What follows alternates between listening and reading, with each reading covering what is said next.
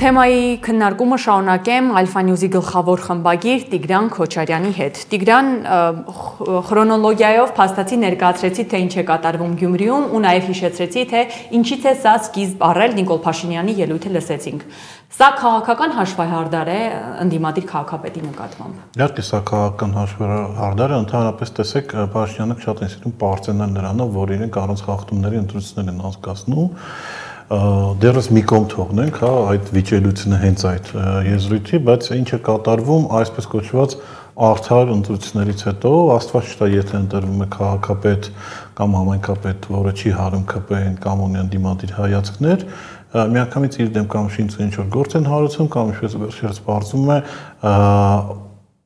թողտվության մթնոլորտում, ամենաթողության մթնոլորտում այնպես են անում, որ քաղաքապետին սպանեն։ Հա, եւ այստեղ պետք է ընդհանրապես վերջացնել այս ԿՊ-ական քարոզը, հավանել այդ քարոզին կամ հավատալ այդ քարոզին, որ իրենք ազատ արդար ընտրություններ են անցկացնում։ Սա Նիկոլ Փաշինյանի անձնական պատվերն է, սա Գյումրին ծնկի բերելու, Գյումրիից վրեժ հանելու, հա, ծրագիր է, որովհետեւ Գյումրիում Փաշինյանը պարտվեց, նոր մի բան էլ կարծես շատ զավեշտալի բան էր, Գյումրիի քաղաքապետին մանջատել են հոսանքը, իսկ Գյումրիի ելցանցի պետը հիմա Սարիկ Մինասյանը, ով եղել է Վարդան Ղուկասյանի այսինքն էժան բաններից է հետևից են ընկել, եւ սա իրոք ցույց է տալիս, որ ԿՊ-ն ասում է, որ գնալու է բոլոր ընդդիմադիրների հետևից, անկախ նրանից իրենք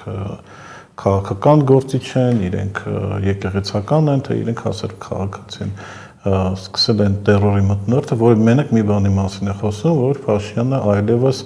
օրինական ճանապարհով ընտրվելու որևէ շանս չունի։ Փորձում է վախեցնել այսինքն։ Այո, փորձում է վախի մթնոլորտ սերմանի, բայց այստեղ էլ է իր ճանապարհը բռնած սխալ, որովհետև նույնը անում էր Սահակաշվիլին Վրաստանում, երբ որ մոտավորապես չեմ սխալվում, Վրաստանի բնակչության 10%-ը այսպես թե այնպես անցել էր այդ պատժիչ համակարգերի միջոցով կամ կալանավորված եղել կամ բերմանը ենթարկվել եւ վերջում մենք տեսանք ինչպես գնացին մարդիկ քվեարկեցին Սահակաշվիլի դեմ։ Եթե քո միակ հույսը տերոր է, դա քեզ ոչ մի բան չի տա։ Հիմա Գյումրիի պարագայում եւս մեկ բան է ավելանում այնտեղ, որ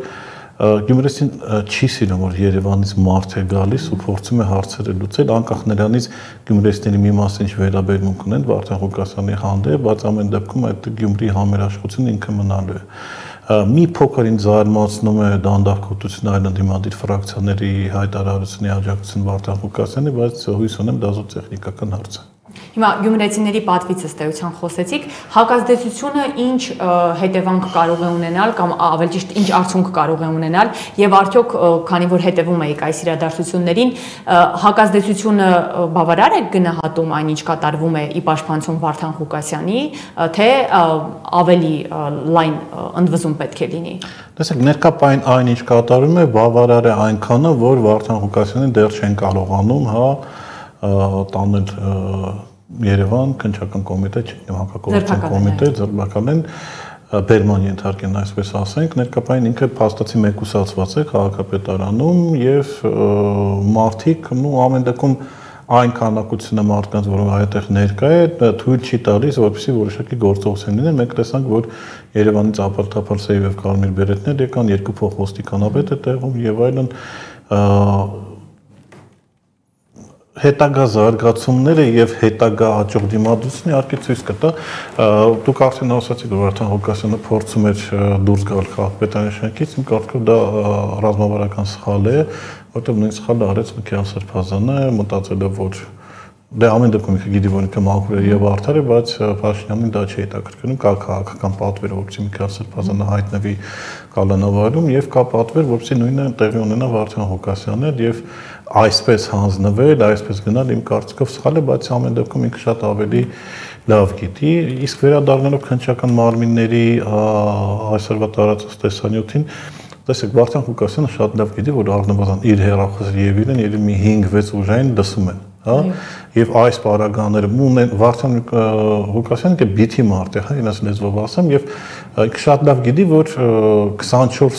ժամ 7 օր իր վրա իրեն հետո վերահսկողության տակ է հաստատ ինքը այսպեսի բանի չէր գնա, դրա համար այս հեքիաթները, որ մեզ քննչական մարմինները հեռացնում են, դա հեքիաթներ են զուտ իրենց համար։ Դուք Միքայել Սրբազանի դեպքը հիշեցիք, ես էլ հիշեցի, որ երբ որ ի վերջո նա ինքնակամ գնաց քննչական կոմիտե, ապա ձերբակալվեց եւ կալանավորվեց, հանրային շրջանակները այսպիսի մի քննարկում էին ծավալել, ճիշտ էր որ գնաց,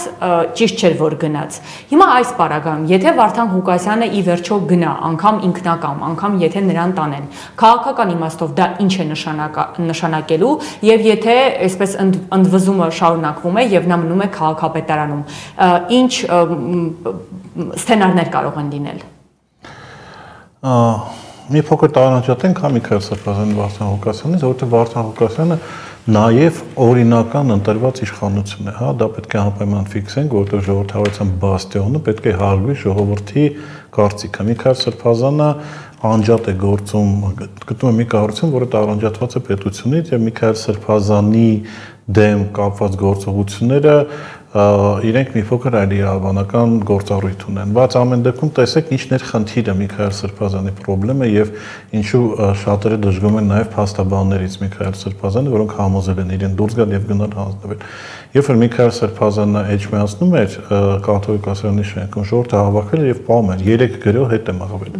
Հա ուժայինների եւ ուժայինները այլևս ցանկություններ չունեն վեարանի վրա գրոհել եւ ժողովուրդը ավելանում եւ ավելանում էր այնտեղ ինչքան ինքը այնտեղ մնար այդքան ժողովուրդը ավելանել էր բայց չգիտեմ ինչ իրեն համոզեն այդպիսի բան անել եւ խնդիրը հիմա գիտեք որն է որ այդ օրվանից հետո շատ բարդ է լինում ժողովրդին համոզել եւս մեկ անգամ գնալ ինչ որ մեկին պաշտպանել սատար կանգնել որտեղ մտածում են ես գնամ պաշտպանեմ ես գնամ չգիտեմ ոստիկանության գրող հետ մղեմ իմ դեմքս նկարեն հա եւ հնարավոր է իմ դեմ էլ ինչ որ քրեական գործառույթ իսկ հետո մարդը հանգիստ դուրս կգնա այսինքն այս մարդիկ մի քիչ ոչ թե իրենց խափված են զգում, այլ լքված են զգում։ Եվ այստեղ այդ խնդիրը կա։ Հիմա ես էլ եմ ասում շատ բարդ է ինչ որ խորհուրդներ տալ Վարդան Ղուկասյանին, բայց իմ կարծիքով ինքնակամ դուրս գալ եւ հանձնվելը դա եղած լուծումներից իր համար, նա իր համար ավելի շատ լավ կն իրան ձերբակալելով տանեն։ Հա ես չեմ ասում ինքը պետք է բախումներ հրահարի, ես չեմ ասում որ ինքը ինչ որ ապստամբության կոչեր պետք է անի, ոչ էլի, բայց տվյալ պարագայում էլ եմ ասում, եթե կա ընտրություն երկու հնարավոր երկից իրեն կալանավորված կտանեն, թե ինքը ինքնակամ կգնա, ավելի լավ է դա լինի առաջինը։ Եթե Վարդան Ղուկասյանին հաջողվում է Վարդան Ղուկասյանին հաջողում են ձերբակալել, ապա կալանավորել, ստացվում է, որ Փաշինյանը նախընտրական շրջանում վերցնում է Հայաստանի բնակչությամբ երկրորդ խոշոր քաղաքը։ Չէ, դեռ չի վերցնում, որովհետև այնտեղ վերադասավորություն, քվեարկություն, եսիմ եւ այլն պետք է լինի, կարծիքով այդ ամենը հաշվարկած է եղել, բայց ավելին ես կասեմ, եթե նույնիսկ ինքը կարողանա ինչպես օրինակ Վանաձորում ինքը ուղղակի խափանեց, հա, քաղաքապետարանի աշխատանքը այստեղ էլ նույն բանը անի։ Դրանից ինքը որևէ օգուտ չի քաղելու, որովհետև Գյումրեցին արդեն տեսել է ինչ է կատարվում, իսկ Գյումրին գիտեք ինչպեսի քաղաք է, ընդ որում նույնիսկ նախորդ իշխանության ժամանակ էլ այդպես եղել, ինքը կներեք էլի ժողովրդական բառապաշարում ինադ ընկնող է, հա, այսինքն ինչքան իրենց վատ բան անես վախացնես, այդքան իրենց հակառակ բաներ ավելի շատ է լինելու եւ ես կարող եմ ասել, որ եթե այս ակցիան հաջողվի եւ Վարդան Ղուկասյանին հանեն կալանավորեն տանեն, Գյումրին ընդհանրապես կորցրած է լինելու Փաշինյանի համար։ Շնորհակալ եմ շատ։